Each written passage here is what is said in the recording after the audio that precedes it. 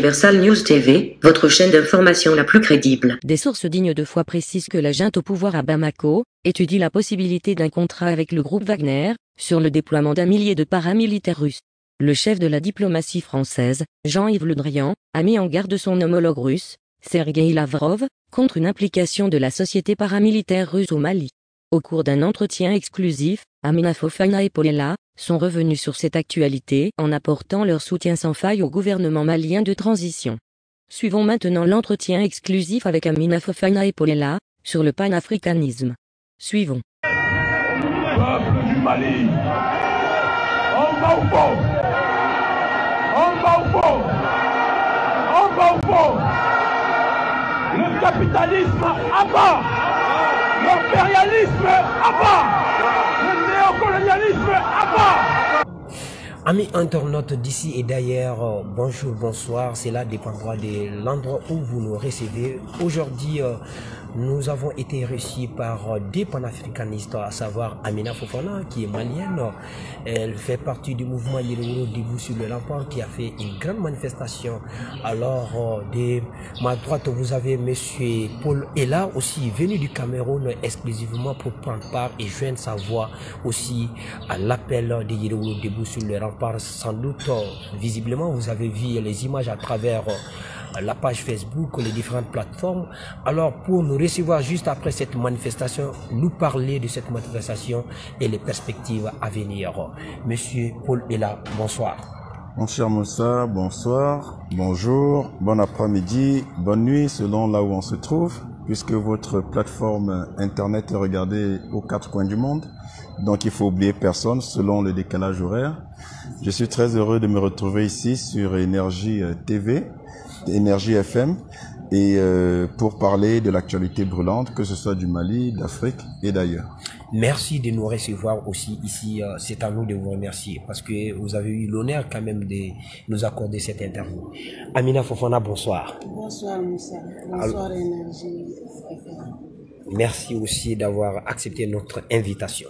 Alors, sans plus tarder, nous allons vous parler de Paul Ella. Donc, je vous le disais, il représente ici, il est venu représenter ici un mouvement African Revival. Je suis nul en anglais. Hein. Revival, donc, African Revival. Voilà, Revival. Donc, qui signifie en français Renaissance africaine. Vous n'êtes pas sans savoir, je vous le disais dans mes propos linéaires, préliminaires, que le jour du 22 septembre, le Yérouro Debout sur l'Empire a initié une manifestation au boulevard de l'Indépendance. Vous avez vu, il y avait les Camerounais, il y avait les Béninois, les Nigériens, les Burkinabés, bref, toute l'Afrique était là pour dire non à l'impérialisme étranger, pour dire non au néocolonialisme. Donc nous avons des acteurs de cette manifestation avec nous sur ce plateau. Nous allons commencer par notre hôte Paul Ella. Paul Ella, alors dites-nous qu'est-ce que signifie d'abord, avant d'entrer dans le vif du sujet, ce mouvement et African Revival. Alors, comme son nom l'indique, merci pour cette question qui permet donc justement de clarifier l'action du mouvement et ses objectifs. African Revival, comme sa traduction le dit si bien en français, c'est la renaissance africaine. Et quand on parle de renaissance, ça veut dire qu'il y a eu une léthargie, il y a eu une sorte d'agonie, mais cette agonie n'est pas délibérée, elle n'est pas le fait de la volonté africaine, c'est du fait justement de tout ce que l'Afrique a traversé, a subi depuis au moins, je dis bien au moins, le 15e siècle avec des expéditions esclavagistes qui ont suivi auxquels ont fait suite les expéditions colonialistes. Et en ce moment, on est dans le néocolonialisme, une autre forme de colonisation, puisque, comme vous le savez, l'Afrique est en quête de réaffirmation, de liberté. Et c'est cette quête et cette lutte, ce combat pour le retour en dignité des peuples africains que le mouvement African Revival s'engage. Et nous sommes présents aux quatre coins du monde. Nous avons des milliers et des millions de sympathisants et membres et nous sommes déterminés à travailler dans le sens de relever notre Afrique la terre-mère de toutes les civilisations et la source de toutes les sciences et connaissances. Voilà l'objectif d'African Revival qui travaille dans la conscientisation mais aussi dans des actions de terrain pour mener à bien cette mission qu'est la noble cause du combat de la dignité, du combat de la vérité et du combat de la liberté, qu'elle soit politique, économique ou culturelle. Justement, c'est dans cette logique que vous avez quitté le Cameroun exclusivement pour venir se joindre à l'appel de Yero debout sur le rempart le jour de l'anniversaire. Vous étiez au boulevard de l'Indépendance. Dites-nous comment vous avez trouvé cette manifestation. Vous êtes venu apporter votre soutien non seulement à la transition et dire non aussi à la présence militaire française. Alors, l'action d'African Revival, vous voyez bien dans le nom du mouvement, on parle de l'Afrique.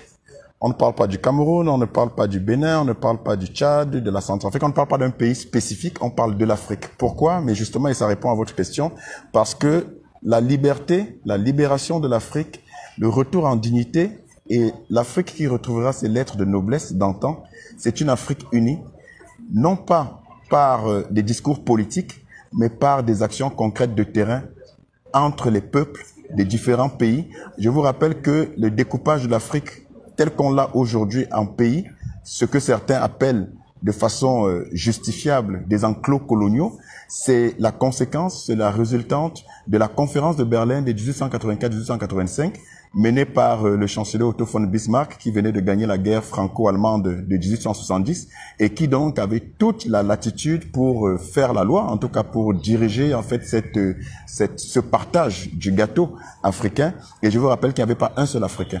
Donc les frontières que nous avons aujourd'hui, on dit le Mali, on dit le Ghana, on dit la Côte d'Ivoire, on dit la Guinée, Conakry. Je vous rappelle que tout ça c'était le Mali.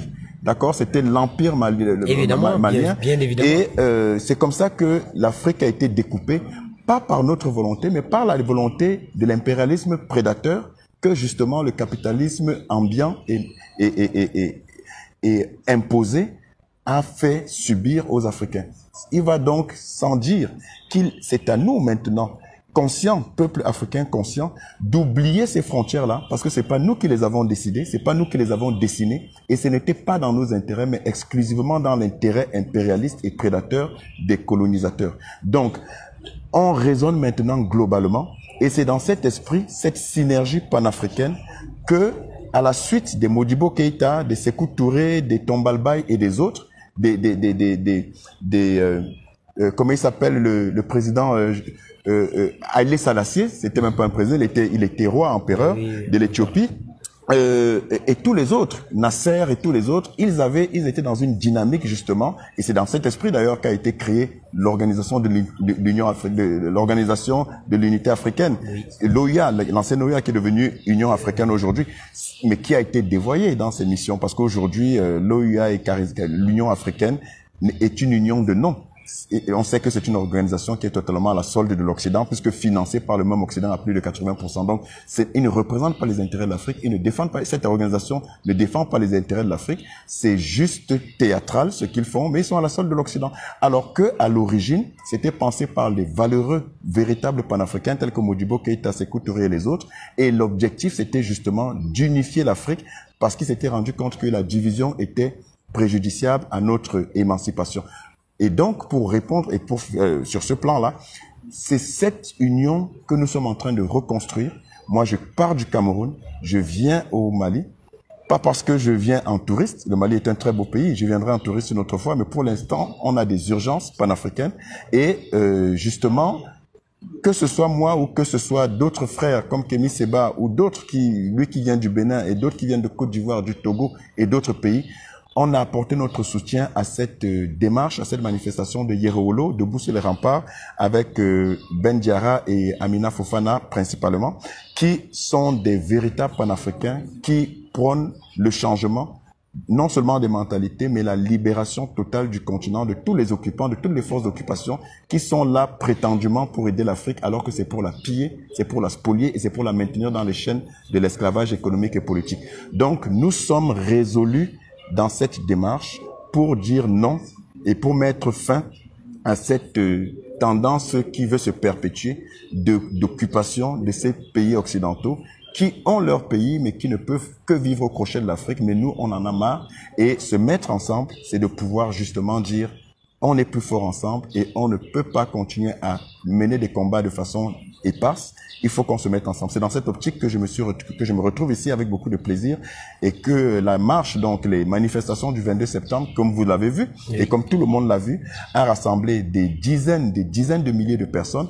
Je vous rappelle que ce n'est que sur des chaînes qui aiment la vérité, comme la vôtre et d'autres, qui ont relayé cet événement. Vous ne le verrez jamais sur des chaînes propagandistes et des médias mensonges occidentaux, parce que ça ne les arrange pas qu'il y ait des dizaines de milliers de personnes qui disent non à l'impérialisme français et occidental et qui réclament la liberté de l'Afrique. Vous ne le verrez jamais sur ces chaînes-là. Mais quand il faudra parler du Mali en mauvais termes, pour dire que le Mali, il y a la guerre, pour dire que les gens souffrent, là, ils sont présents. Ils font les déplacements, ils font de grosses couvertures. Mais quand il s'agit d'un Mali debout, d'un Mali fier, d'un Mali qui dit non à l'oppression, il n'y a personne de ce côté, du côté des médias occidentaux. Mais nous faisons le boulot, on connaît leur rôle et nous savons ce que nous avons à faire justement pour nager à contre-courant de ce mensonge médiatique-là. Ok, je vais me retourner vers Amina Fofana. Je vois qu'elle a envie de parler tout de suite. Amina Fofana, vous avez fait appel aux Maliens, vous avez fait appel aux Africains.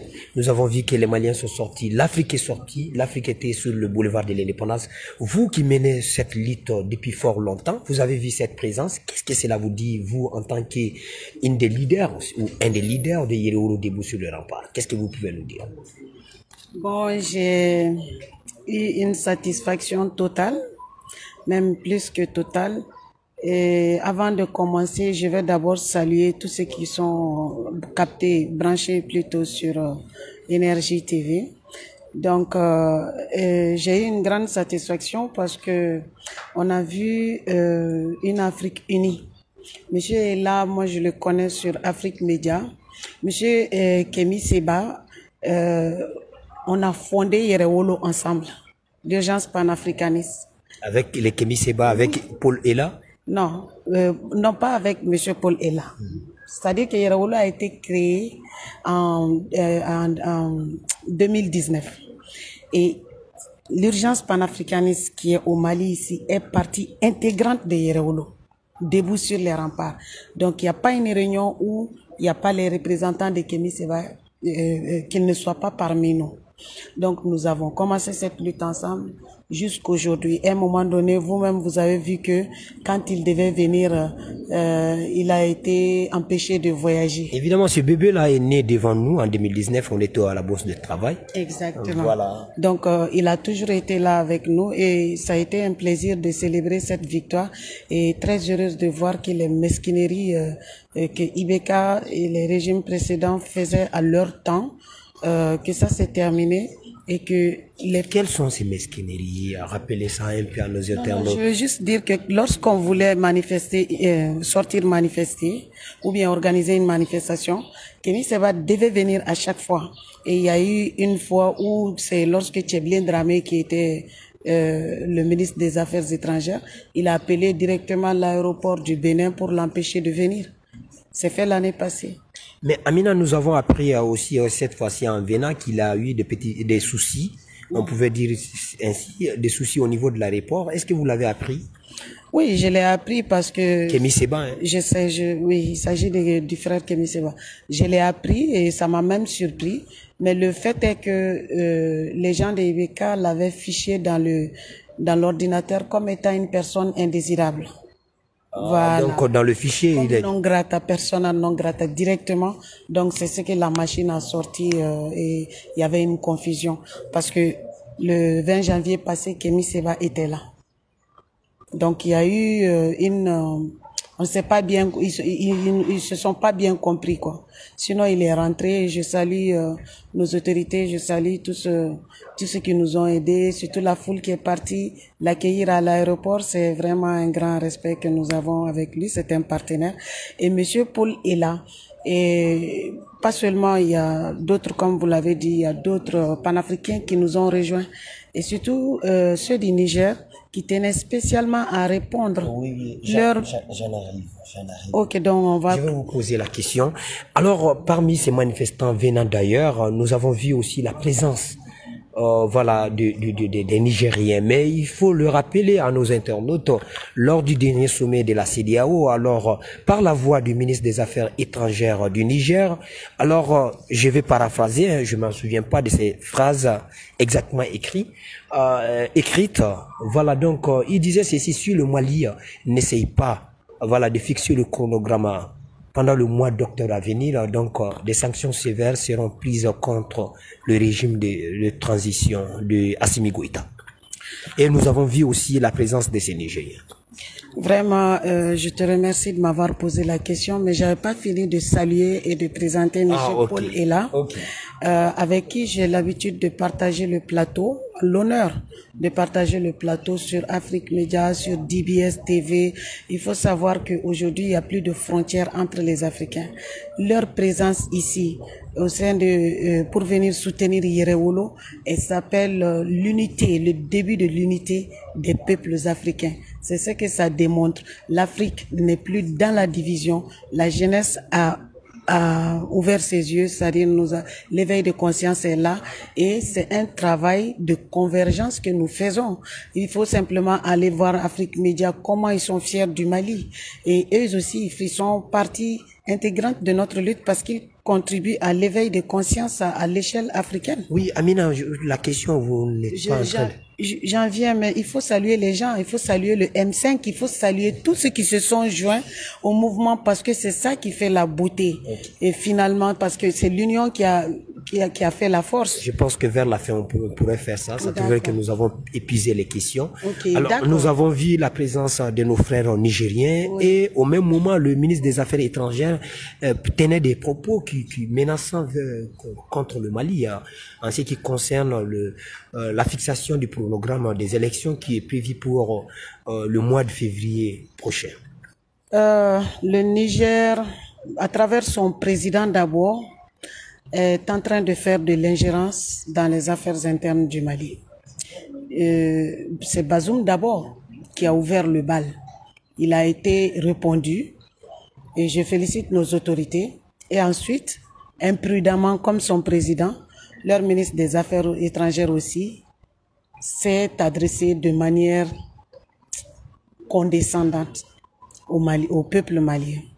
Donc, il lui a été rappelé par le gouvernement et même à travers notre ministre des Affaires étrangères, que je salue avec le gouvernement, que le Mali est un pays souverain et que ses propos sont condescendants et c'est même blasphématoire.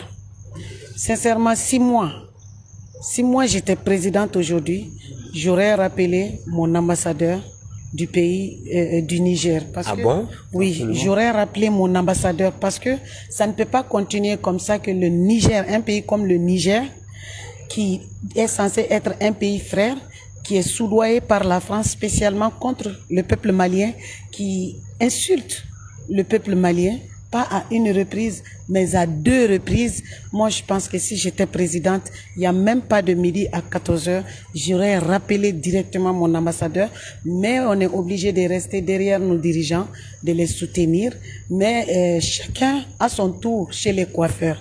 Quand les Russes seront là, quand nous serons plus forts... On va en venir. Amina, la présence de nos frères nigériens, qu'est-ce que cela vous dit? Le ministre des Affaires étrangères tient des propos menaçant contre le Mali si toutefois le chronogramme des élections ne sont pas précis et détaillés. Alors d'ici la fin du mois d'octobre, et nos frères nigériens qui viennent répondre à votre appel au nom de l'Afrique, au nom du Mali. Mais c'est comme les Ivoiriens le disent, si le ministre des Affaires étrangères il est garçon, il n'a qu'à venir organiser les élections ici au Mali. Je suis obligée de le dire comme ça parce que moi je crois que la collaboration dans la diplomatie avec le Niger n'a plus de sens parce qu'il n'y a plus de respect, ce sont eux. Vous l'avez dit, la présence de nos frères nigériens. Exact, la présence, ils sont venus pour répondre parce qu'ils ont eu honte du comportement lamentable de leur ministre des Affaires étrangères, du comportement honteux du ministre des Affaires étrangères. C'est ce qu'ils ont dit au niveau du boulevard? Non, c'est pas les mots exacts. Ils sont venus pour soutenir le Mali et donner à partir d'ici une réponse du peuple nigérien adressée directement à leur ministre imprudent. Quelle a été la réponse directe? Bon, Nos internautes. non, le Niger est passé partout, c'est partout sur Facebook. Oui, mais comme il y a de 15... Ils sont venus pour défendre le Mali et pour dire aux Maliens que les peuples sont ensemble, qu'ils soutiennent la transition, qu'ils soutiennent Assimi Goïta et que les problèmes des Africains sont tous les mêmes. Donc c'est ça même son association, c'est de ne plus voir l'Afrique morceau par morceau, mais que le problème des uns soit le problème des autres. Donc c'est cette solidarité que le Niger est venu avec toute la honte que le peuple éprouve pour son ministre des Affaires étrangères. Ils ont tenu à faire le déplacement. D'ailleurs, il y a un ancien député, Monsieur Oumarou, qui devait venir à la dernière minute. On ne sait pas trop bien ce qui s'est passé. Et c'est un grand panafricain là-bas au Niger. Et tout le peuple, ils nous ont fait comprendre que le peuple nigérien est indigné des propos malveillants de son ministre des Affaires étrangères. Ok, je rappelle que je suis Moussa Konaté, journaliste du groupe Média Énergie, mais nous vous recevons sur notre plateforme digitale. Derrière la caméra, vous avez Aramatou Konaté. Alors, Monsieur Paul est là. Alors, lorsque vous avez appris à un moment donné, comme on a parlé, le processus de la transition a eu 2 phases. La première phase, nous avons fait 9 mois avec Bandao et Moktawan comme chef du gouvernement. Ils ont été renversés, d'autres l'ont appelé un nouveau coup d'État ou rectification au coup de force. Alors, Assimi Goïta et ses partisans disent que c'est une rectification de la transition. Alors, du coup, la France a dit qu'elle va rompre la coopération militaire qui existe entre le Mali et la France. Emmanuel Macron est parti et quelques mois plus tard, on a vu qu'Emmanuel Macron a envoyé ses émissaires. Et qu'est-ce qui ressort? C'est là, la France revient et tout le temps, en disant encore, nous allons revenir, mais nous allons partir progressivement et nous allons nous replier au Niger. Avec les rumeurs qui circulent, la venue des Russes à travers la société Wagner, la ministre des Armées de la France, Florence Parly, est venue et juste après son entretien avec son homologue malien, elle dit que la France reste. Qu'est-ce que cela vous dit, ce langage tenu par les autorités françaises ici et là?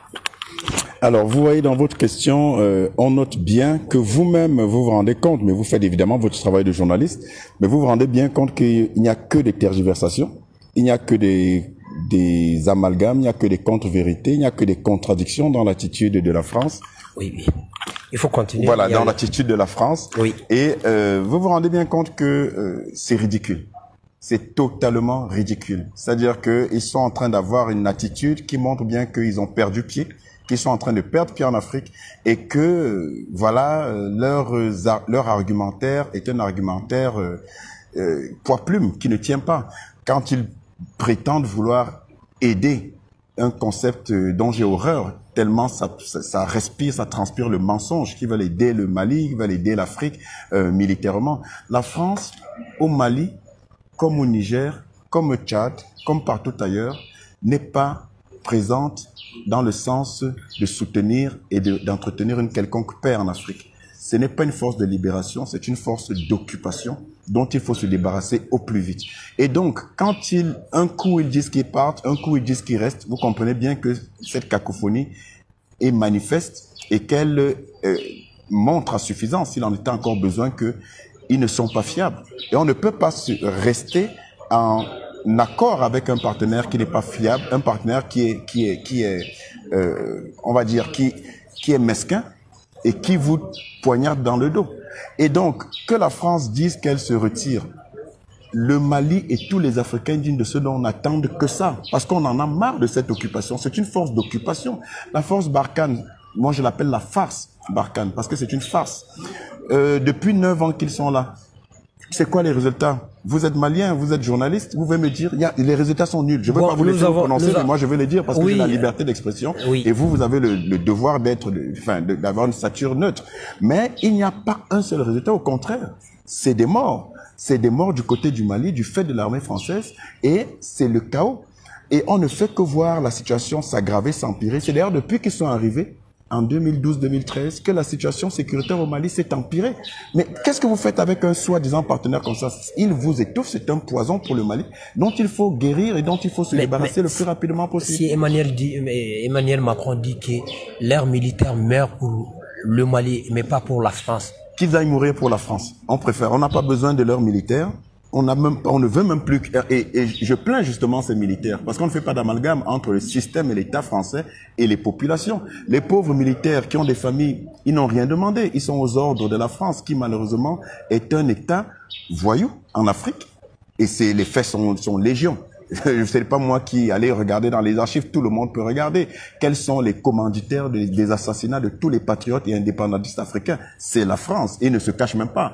Vous avez bien vu qui a tué le Lumumba et il s'explique, c'est sur Internet, tous les internautes peuvent aller regarder, il ne s'en cache pas. Qui a tué Kabila, tout ça, c'est des Français eux-mêmes qui disent que ce sont les Français qui ont tué Kabila. Je vous parle pas de Français de la rue ou qui divaguent, je vous parle des gens sérieux qui font des enquêtes. Donc, depuis le temps, et c'est un secret de polichinelle, que c'est la France qui sème le trouble en Afrique depuis les années 60, sous le prétexte de la guerre froide, puisque je vous rappelle que la France, ce n'est que le petit garçon de course de l'impérialisme occidental. La France ne représente rien sur l'échiquier mondial d'un point de vue géostratégique. C'est tout simplement le cache-sexe et le visage hideux, la face hideuse de l'impérialisme occidental. Et ses patrons, c'est les États-Unis, c'est l'Angleterre. Et sans la France, qui ne produit quasiment rien, si ce n'est la pluie et le vent, sans l'Afrique, je veux dire, la France n'existe pas. Parce qu'elle ne produit que la pluie et le vent. Donnez-moi, la France est parmi les 5 pays les plus importants en termes de réserves d'or. Vous trouvez un seul gramme d'or dans le sol français? Mais faites le parallèle. Pourtant, leur armée est ici au Mali. La France est, à travers Orano Areva, est l'un des plus gros producteurs d'uranium, en termes d'exploitants d'uranium. Mais la France n'a pas un seul gramme d'uranium. Je vous rappelle que l'énergie éolienne, l'énergie nucléaire, pardon, que la France utilise à 80% pour éclairer les populations françaises est essentiellement composé de l'uranium. Et cet uranium sort d'où? Du Niger. Pendant ce temps, les Nigériens crèvent de faim, les Nigériens sont dans la misère et le taux de couverture en électricité du Niger n'atteint même pas 30%, pendant que le taux de couverture en France est très proche de celui des États-Unis en termes de couverture électrique est de 95%. Et la France utilise essentiellement l'uranium à 80% dans son énergie. Et cet uranium provient précisément du Niger que Orano, ancien Areva, exploite depuis plus de 50 ans. Mais quand vous faites un schéma comme ça, les Africains qui écoutent ça doivent se réveiller. Ils doivent se lever et dire trop c'est trop. Les Maliens ne devraient pas couler dans la misère. Les Maliens ne devraient pas avoir de problème d'emploi. Mais tout simplement parce que la France vit au crochet telle une sanction des pays africains. Et cette génération consciente que nous représentons avec Amina Fofana, avec Ben Diarra, avec Kémy Séba et tous les autres, nous sommes déterminés à ouvrir davantage les yeux de nos compatriotes africains, de nos frères, de nos La révolution des esprits, quoi. Pour faire la révolution des esprits, justement pour une Afrique consciente. Et donc, si la France doit partir, ce n'est pas parce qu'elle aura décidé de partir, c'est parce qu'on l'aura chassée. Et on est venu, moi et d'autres, au Mali, à l'occasion de la fête nationale du 22 septembre, donc il y a 2 jours, pour dire aux Maliens, vous n'êtes pas seuls. Nous sommes avec vous et vos problèmes sont aussi les nôtres. C'est cette synergie qu'on est en train de créer en Afrique et qui va transformer non seulement l'Afrique mais le monde. Parce que désormais, aucun pays, aucun peuple africain ne va plus se sentir seul dans ses problèmes. Et nous n'attendons plus l'action des gouvernements. Suivez très bien. Nous sommes dans une dynamique où nous n'attendons plus l'action des États et des gouvernements pour dire, oh, qu'est-ce qu'ils ont fait pour nous? Non, on n'attend plus. Le peuple prend ses responsabilités et tant pis pour les dirigeants africains qui ne vont pas suivre et prendre le train en marche parce que la révolution telle qu'elle est partie, elle ne s'arrêtera plus. Donc elle est inarrêtable. Elle est irréversible. Et je demande également aux dirigeants français, précisément, et occidentaux en général, de faire recours aux petits restes d'intelligence qu'ils auraient encore pour lire clairement le cours des événements et se rendre compte que l'horloge de la liberté et du retour en dignité de l'Afrique tourne en la faveur des Africains. Eux, ils ont la montre, L'ancien Premier ministre, nous avons le temps. Dominique Le Villepin l'a dit sur un plateau, il dit que la France doit revoir sa politique. Oui, il le dit, mais il ne le pense pas. Aucun Français du système ne le pense. Il le dit, c'est de la politique. Les champions de l'hypocrisie, c'est la France. C'est-à-dire que s'il faut donner une médaille mondiale de l'hypocrisie, du mensonge et de la filouterie, mais la France est championne, toute catégorie. C'est pas moi qui vous le dis, lisez l'histoire des relations entre la France et l'Afrique. C'est une histoire jonchée, polluée par toutes sortes de coups bas. La France ne sait faire que ça. Et ça commence par le CFA. Une monnaie que vous utilisez en Afrique de l'Ouest, nous utilisons en Afrique centrale, mais vous vous rendez compte que pour venir en Afrique de l'Ouest, donc au Mali, je dois transformer, je dois changer ma monnaie, qui est toujours le franc CFA, en votre monnaie.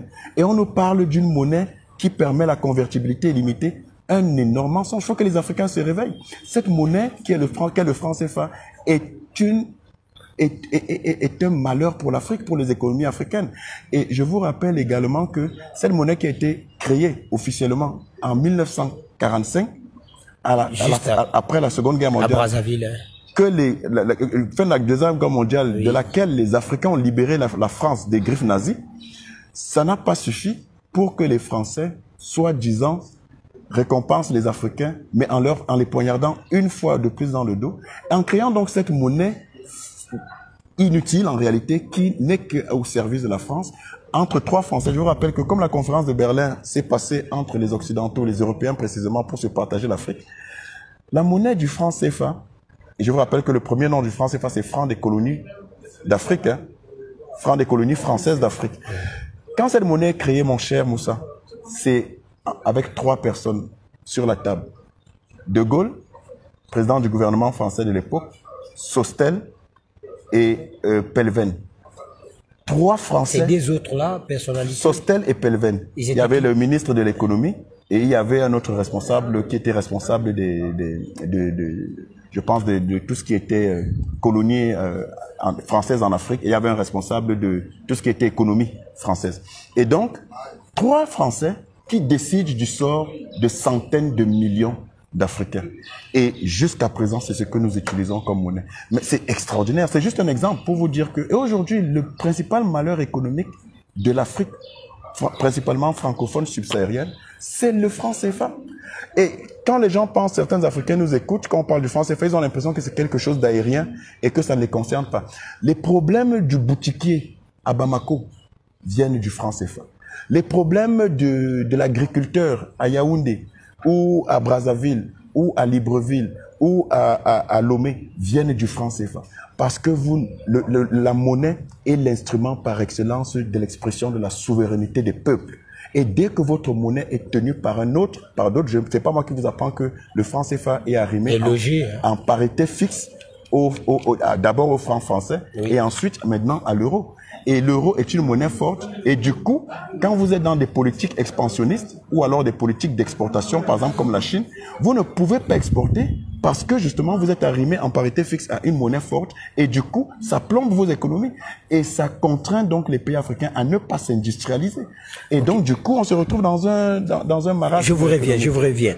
Amina, vous demandez le départ d'un étranger et la venue d'un autre étranger, qui sont les Russes, à travers la société Wagner, même si le nom ressort tout de suite récemment, vous avez tout le temps réclamé haut et fort la venue des Russes pour libérer. Et pourtant, vous êtes panafricaniste. Pourquoi, voilà, ce double langage? Bon, il faut savoir d'abord que nous avons affaire à une puissance machiavélique, telle que la France, une puissance psychopathe. Je sais pas, les politiciens français ont besoin de voir des psychiatres. Donc ce sont des psychopathes. Nous avons affaire à des gens qui sont capables de tout, qui sont sans retenue, parce qu'ils ont tout à perdre en perdant le Mali. On a affaire à des criminels nés, on va dire ça comme ça. Donc quand une puissance démoniaque vient sous la forme d'aide, une aide empoisonnée, vous ne pouvez pas, parce qu'il a dégradé le Mali. Monsieur Ella l'a dit tout de suite, que lorsqu'elle est venue, elle a vraiment contribué, c'est tout ce qu'elle a fait. Détruire le Mali, tuer les Maliens, vendre ses balles, faire du trafic de drogue et recruter les terroristes, les armées, opposer les ethnies les uns les autres pourvu qu'il arrive, que la France arrive à vendre ses armes. Donc, on ne peut pas se défendre seul. Il faut regarder, c'est pas par manque de courage que notre armée n'est pas en train d'avoir la victoire totale. C'est pas ça. C'est pas quoi? C'est à cause de la France. Comment concrètement? Voilà, la France, quand elle est venue, elle nous a empêchés de rentrer à Kidal. Après, quand elle a aidé à libérer Kona. Lors de la reconquête?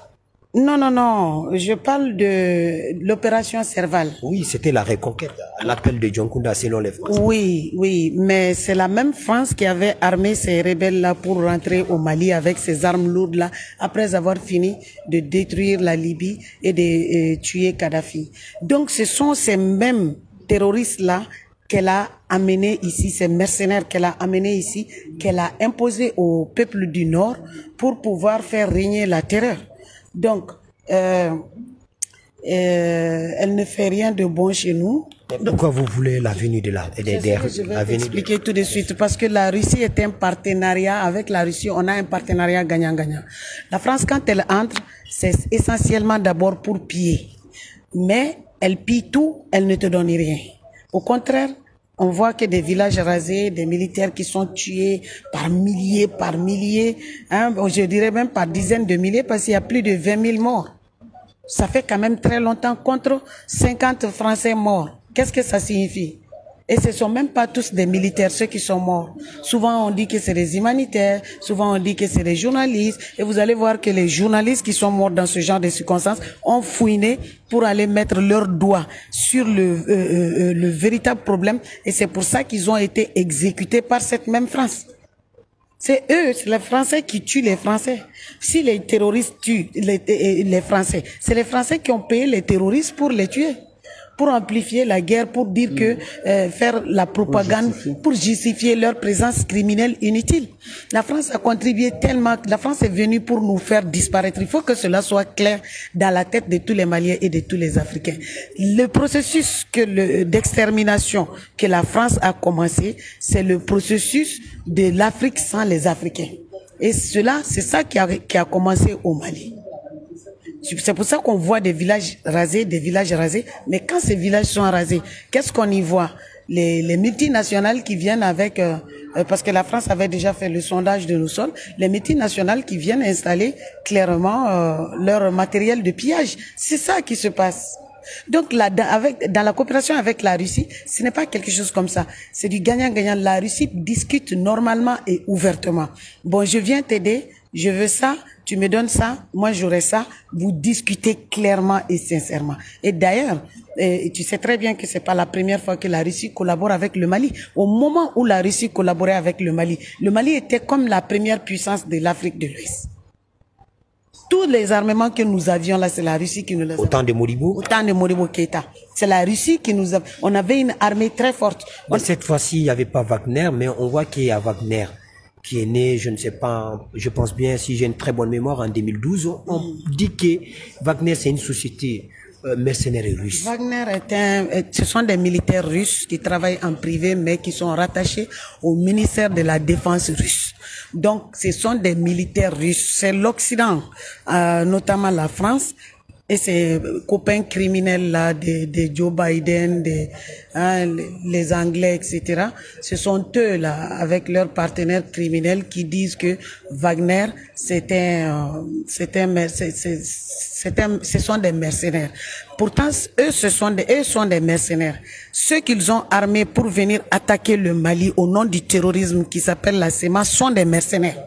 Donc la casquette qu'ils ont, le travail qu'ils font, c'est ça qu'ils font porter à la tête de ceux qui libèrent qui aident les pays à se libérer à travers les guerres qu'ils ont imposées. Justement, vous avez parlé de la SEMA, la coordination du mouvement de l'Azawad, dont il y a aussi MNLA, le HIA, le Haut Conseil. Tout ça, c'est leur problème. Voilà, donc voilà, ils avaient fait un communiqué, la SEMA a fait un communiqué pour montrer sa désapprobation vis-à-vis de l'avenir de cette société Wagner. Que dites-vous cela? Je n'ai pas à répondre à la SEMA parce qu'elle n'est pas légitime. Elle représente quoi? Mais elle est dans le gouvernement? Oui, mais ce sont des terroristes armés qui ne déposent pas jusqu'à présent les armes contre leurs frères. Après 8 ans de guerre. Écoute, la SEMA veut aller à la guerre, on va à la guerre, point barre. C'est tout. Vous ne pensez pas que la négociation c'est une solution? C'est eux qui doivent négocier. L'État a ouvert le flanc. Mais on négocie à deux. Justement, c'est eux qui refusent de négocier parce qu'ils sont dans le schéma de la France. Comment ça, concrètement? Que tu comprennes. Ce sont eux qui veulent pas venir. Eux, ils veulent pas venir à la table de négociation. Parce que vous dites qu'ils sont dans le schéma de la France. Ils sont dans le schéma de la France. Kidal appartient à qui aujourd'hui? C'est pas la France. Quand Boubou Cissé devait se déplacer pour aller à Kidal, qu'est-ce qui s'est passé? Il fallait prendre la permission avec Macron, qui lui donnait l'autorisation d'aller là-bas. C'est une honte. C'est une honte. Ok, je viens vers Paul. Tu n'as pas fini avec Wagner, tu es parti. Ah, ok. Vous avez marqué une pause. Excuse-moi, oui. Wagner, c'est une société militaire privée. Il faut savoir que tous ceux qui disent que Wagner, ce sont des militaires, il faut savoir que ces mêmes gens ont ces mêmes types de sociétés dans leur pays. Nous avons vu les reportages un peu partout. Ils utilisent les mêmes, mais c'est-à-dire la façon, Wagner l'utilise pour aider les pays, eux, ils les utilisent pour détruire les pays. C'est ça la différence. Donc s'ils disent que Wagner, ce sont des mercenaires, ça ne me surprend pas, parce que un mercenaire croit que tout le monde est comme lui. Mais ils savent très bien qu'en matière de moralité, en matière de dignité, en matière d'honnêteté, c'est-à-dire ils sont tout le contraire de la Russie dans ce monde que Dieu a créé. Et nous connaissons l'histoire entre l'Occident et la Russie. Et la France ne vaut rien, ce n'est pas une puissance. Mais la Russie est une grave puissance qui rivalise avec les États-Unis. Donc, si on n'est pas, la façon dont la France nous a détruits, on est à terre, on ne peut pas se relever comme ça sans un partenariat gagnant-gagnant qui va vraiment nous aider dans ce combat, dans cette lutte pour mettre fin au terrorisme qu'elle est venue nous imposer à travers son pillage qui est non dit. Donc c'est juste pour te dire que la Russie est la bienvenue, Wagner est la bienvenue, ce sont eux qui l'appellent mercenaires, mais les vrais mercenaires, ce sont eux. Ok, voilà. Ok, je vais me retourner vers Paul Ella. Paul Ella, je pense que cet entretien nous nous acheminons vers la fin. Vous êtes venu au Mali au nom de votre mouvement. Vous avez apporté votre foi. Vous avez vu les manifestants. Que pouvez-vous nous dire par rapport à la manifestation de ce 22 septembre? Est-ce que c'est un nouveau signal lorsque Kémy Séba dit que c'est à partir du moment du Mali que l'Afrique va se libérer du néocolonialisme? Est-ce que partagez-vous cette pensée? Absolument, absolument. Le Mali parle à l'Afrique, je le dis depuis un moment maintenant. Le Mali parle à l'Afrique de par son histoire. C'est pas moi qui vous apprends l'histoire du Mali et j'invite tous les Maliens à maîtriser leur histoire pour qu'ils se rendent compte, s'il en était encore besoin, à quel point ils sont un grand peuple. Le peuple malien, c'est pas n'importe quel peuple. Et la toute petite et ridicule France ne représente rien par rapport au Mali en termes historiques, en termes de puissance, en termes de superficie, en termes de richesse, n'en parlons plus, en termes de courage du peuple. Il n'y a pas photo. Donc c'est une insulte même pour le Mali que la France ose parler la tête haute. Voilà, je vais rebondir sur ça. Même si le président Ibrahim Boubacar Keïta a été décrié par son propre peuple qu'il a élu avec un score, nous pouvons dire, soviétique. Alors, il disait ceci, nous filmons pendant que d'autres n'y étaient pas. Donc, pour rejoindre un peu vos propos, il a dit ça à son temps. Ibeka? Oui, il a dit que les Maliens existaient pendant que d'autres nations mais voilà. Mais peut-être juste pour les téléspectateurs, quelques petits rappels. Le Mali aujourd'hui, qui est l'une des plus grosses richesses mondiales en termes d'or, probablement la plus grosse, parce que je vous rappelle que même quand on fait des fouilles et quand on fait des explorations, c'est encore une guerre médiatique que de ne pas dire la vérité. On dit non, le Mali est 8e, 9e, c'est des conneries. Je vous assure qu'il y a de fortes chances que le Mali soit la première puissance en or au monde.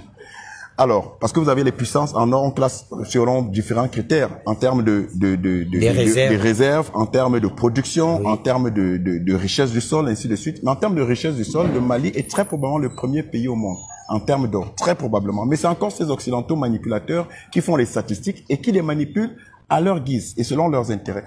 Alors, le Mali, c'est également l'une des premières universités, sinon la première université au monde.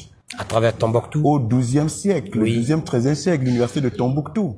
Est-ce que les Maliens le savent? Est-ce que les Africains le savent? Il faut qu'on prenne conscience et qu'on se lève la tête. Quand je vois les Africains se coucher devant l'Occident en se disant ils sont forts, ils sont forts. L'Occident n'a rien créé. Je le redis, j'espère qu'on m'écoute bien. l'Occident n'a rien créé. Ce sont des pâles copies.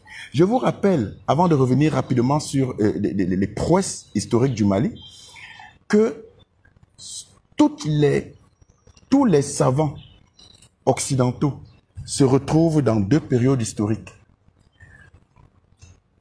Environ 300 ans avant Jésus-Christ et un peu plus avec les Aristote, les Pythagore, les Platon et tous les autres, les Hérodote. Ça va même jusqu'à 429 ans avant Jésus-Christ. Ça, c'est la première période où on trouve ce qu'on nous appelle la source du savoir et de la connaissance occidentale qui décline sur ce qu'ils ont appelé la civilisation gréco-romaine pour nous dire que toutes les connaissances viennent de l'Occident. Suivez très bien.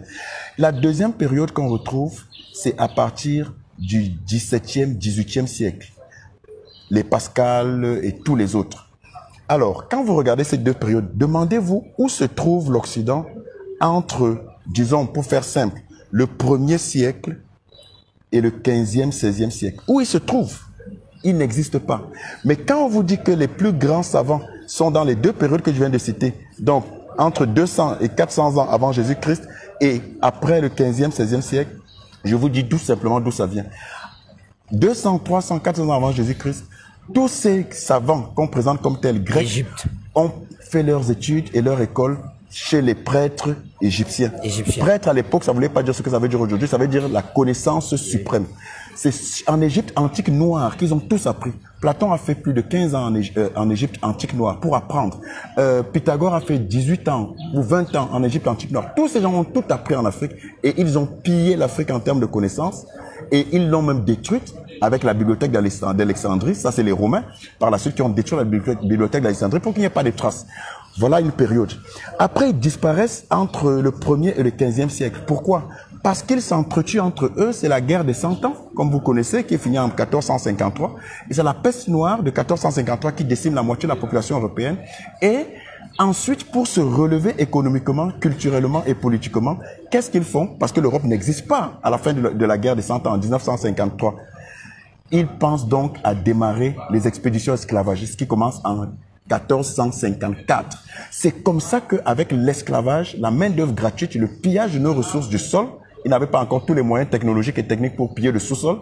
Après, ils pillent donc le sol, ils prennent nos bras forts et ils les exportent. C'est comme ça que l'Europe recommence à exister. C'est pour ça qu'à partir du 15e siècle, on parle de la Renaissance. La Renaissance occidentale qui est en fait de l'obscurantisme et du crime basé sur le pillage des peuples africains. Il faut que les gens sachent ça. C'est de là que vient la Renaissance, soi-disant, de l'Europe et la révolution industrielle qu'on nous présente comme des prouesses parce qu'ils sont tellement intelligents, ils ont tout créé avec la machine à vapeur et tout le reste, du grand n'importe quoi. Je vous rappelle que c'est justement l'accumulation du capital du fait de l'esclavage qui permet à l'Occident de s'industrialiser par le truchement de la révolution industrielle qui a commencé en Angleterre au XVIIIe siècle et qui donc permet à l'Occident d'avoir à nouveau ce qu'ils présentent comme des savants qui vont maintenant, du fait de leur renaissance sur leurs crimes, sur la base de leurs crimes en Afrique, avec l'esclavage, vont donc devenir des puissances industrielles parce que l'esclavage a créé le capital a permis de faire suivre l'industrie par le truchement de la création des machines. Quand je vous dis ça, c'est très important. Quand je vous dis ça, c'est pour bien vous montrer que les deux périodes qui sont présentées comme ayant vu naître les savants occidentaux, européens principalement et occidentaux ensuite, sont encore basées sur l'Afrique, son pillage et sa spoliation. C'était la parenthèse, ma question, le propos de Kémy Séba. Alors merci très bien. Merci de nous rappeler rapidement. On a parlé de l'université de Tombouctou, oui. On a parlé, je dois parler de Kankan Moussa, oui. On a parlé de l'or. Kankan Moussa, l'homme le plus riche de tous les temps jusqu'à présent, c'était bien un Malien. On a parlé, on doit parler également de la charte Mandingue. La charte Mandingue. En 1236. Voilà, qui est la source de la pâle copie actuelle de la charte des droits de l'homme et des libertés de l'ONU. Mais le Mali, quand vous êtes malien, vous devez marcher la tête haute et refuser l'oppression. Parce que vous êtes un grand peuple et je suis venu vous le rappeler pour ceux qui l'auraient oublié. Et je suis de tout cœur avec vous et je l'ai dit à la manifestation, je me battrai jusqu'à la dernière énergie pour que le Mali retrouve sa liberté et sa dignité. Alors les propos de Kémy Séba, ce sont mes propos aussi, ce sont les propos d'Amina Fofana, ce sont les propos de tous les véritables panafricains qui ont compris les enjeux derrière le jeu mesquin de l'Occident. C'est que le Mali ne peut que être la source du réveil africain. Pour deux raisons, et j'ai terminé quand je dis ça. La première raison est historique. On a déjà tracé, on a déjà rappelé les bases historiques extrêmement riches du Mali. Ça nous inspire. Les plus grands guerriers au monde, quand on parle des guerriers mandingues, vous savez ce que ça veut dire? Quand on parle du plus riche de tous les temps, jusqu'à présent, Kanka Moussa, quand on parle de Soundiata Keita, quand on vous parle de l'université du Tombouctou, donc même en termes de sources de connaissances, ça veut dire qu'en termes de guerre, de guerriers, le Mali est une référence historique. En termes d'école, d'apprentissage, d'université, le Mali est une référence. En termes de richesse, et donc lui, le Mali parle à l'Afrique, et ça c'était historiquement, et maintenant j'ai terminé quand je dis, maintenant sur le plan de l'actualité, avec Yereolo debout sur les remparts, et tous les Maliens mobilisés, on a vu ce que vous avez fait, et ce que vous continuez à faire pour dire non à l'impérialisme occidental. Combien de pays en Afrique, en ce moment, connaissent une révolution par le bas, telle que Yereolo debout sur les remparts, et tous les panafricains ont impulsé. Nous avons les perspectives rapidement de votre mouvement. Après le cap de Bamako, c'est où? Alors, les perspectives, c'est que je continue ma tournée panafricaine justement pour passer ce message de l'importance de l'union des peuples et donc de l'unité des esprits dans tout ce que nous faisons pour en découdre avec l'impérialisme occidental. Juste après le Mali, je serai au Sénégal.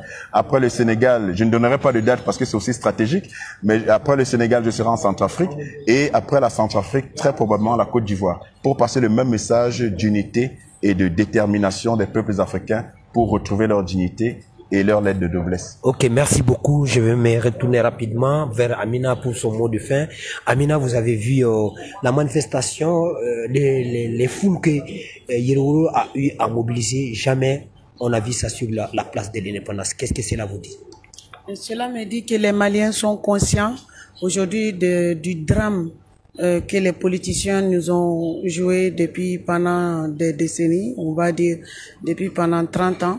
Cela veut dire aujourd'hui que la maturité des Maliens a vraiment grandi et que tout le monde est conscient de ce que le président patriote, son Excellence Assimi Goïta, de son gouvernement à travers M. Choguel Maïga, du CNT et tous les organes de la transition sont en train de faire pour essayer de mettre fin à cette guerre.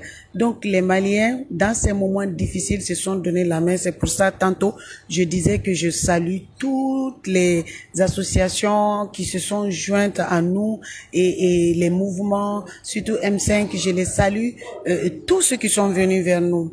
Maintenant, au niveau panafricain, quand même, je n'arrête pas de saluer monsieur là, j'arrête pas de saluer monsieur Kémy Séba et tous les autres panafricains qui nous ont accompagnés. Et chaque année, vous savez bien que lorsque nous organisons les sorties, il y a les panafricains qui viennent de partout. Kémy Séba vient de passer, il est dans cette salle, vous serez en réunion tout de suite, c'est pour faire le point de la manifestation? Bon, pas seulement le point de la manifestation, parce que le cas de Mali, le cas du Mali doit être un cas général. Bon, en Afrique, si j'ai dit un cas général, il faut vraiment que nos présidents se rendent compte des dangers que nous courons. C'est le danger de disparition. Votre mot de fin? Votre mot de fin? Bienvenue à Wagner. Félicitations au président. Le groupe Wagner est soupçonné, notamment par la France, d'agir pour le compte de la Russie là où ce dernier ne veut pas apparaître de manière trop officielle. La Russie a démenti tout lien avec le groupe Wagner, et assure de son côté qu'elle ne négocie aucune présence militaire au Mali. Ici, Christine Muriel, pour Universal News TV. Merci de suivre Universal News TV sur YouTube, nous vous rassurons que les informations que nous diffusons au quotidien sont suffisamment crédibles. Alors, n'hésitez pas à liker la vidéo si elle vous plaît, et si vous êtes nouveau sur la chaîne. N'oubliez pas de vous abonner et d'activer la cloche de notification pour ne pas rater nos prochaines vidéos.